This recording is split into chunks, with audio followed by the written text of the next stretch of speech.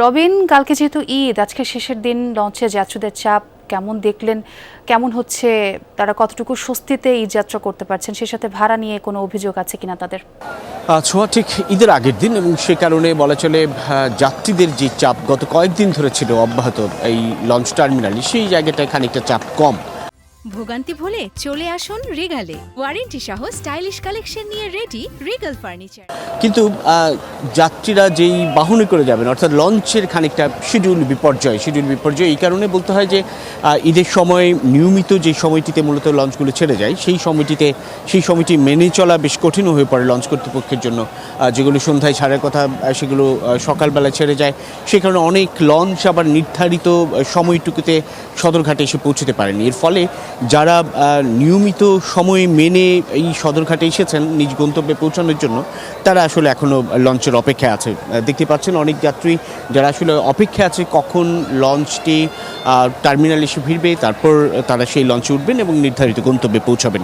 একটা বিষয় উল্লেখ করতে হয়, আপনি যেমনটি বলছিলেন ছোঁয়া, যে দিনের শুরুতে খানিকটা বৈরী আবহাওয়ার কারণে লঞ্চ চলাচল বন্ধ ছিল, কিন্তু এখন সেই বৈরী আবহাওয়া এই ঢাকার আকাশ থেকে কিন্তু মুক্ত হয়েছে। অর্থাৎ ঢাকায় বেশ রৌদ্রোজ্জ্বল আবহাওয়া, কিন্তু এই লঞ্চগুলো যখন মাঝ নদীতে যায়, অর্থাৎ দক্ষিণাঞ্চলের বিভিন্ন গন্তব্যের উদ্দেশ্যে যখন যায়, হঠাৎ করেই কালবৈশাখী ঝড় এবং ঝড়ো হাওয়া, বেশ বাজে আবহাওয়ার মুখোমুখি হতে হয়।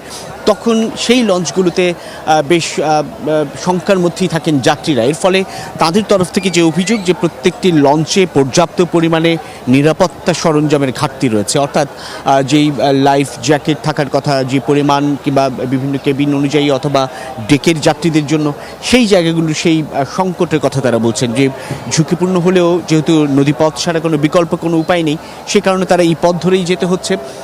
অথচ যখন ঝুঁকিপূর্ণ আবহাওয়া থাকে, সেটি মোকাবেলার জন্য, তাদের জীবন ঝুঁকি থেকে রক্ষা পাওয়ার জন্য যে নিরাপত্তা সরঞ্জামগুলো থাকা উচিত ছিল পর্যাপ্ত পরিমাণে, সেটির খানিকটা ঘাটতি রয়েছে। এর বাইরে ভাড়া নিয়ে এখন পর্যন্ত এমন একটা অভিযোগ নেই। নিরবিচ্ছিন্ন যাত্রাই হচ্ছে, কিন্তু শুধুমাত্র এই লঞ্চ বা নদীপথে যাত্রীদের জন্য একটা আতঙ্ক হয়ে দাঁড়িয়েছে হঠাৎ করে যে কালবৈশাখী ঝড় কিংবা বৈরী আবহাওয়া সৃষ্টি হয় মাঝ নদীতে গিয়ে, সেটি। ছোঁয়া। রবিন, আপনাকে অনেক ধন্যবাদ।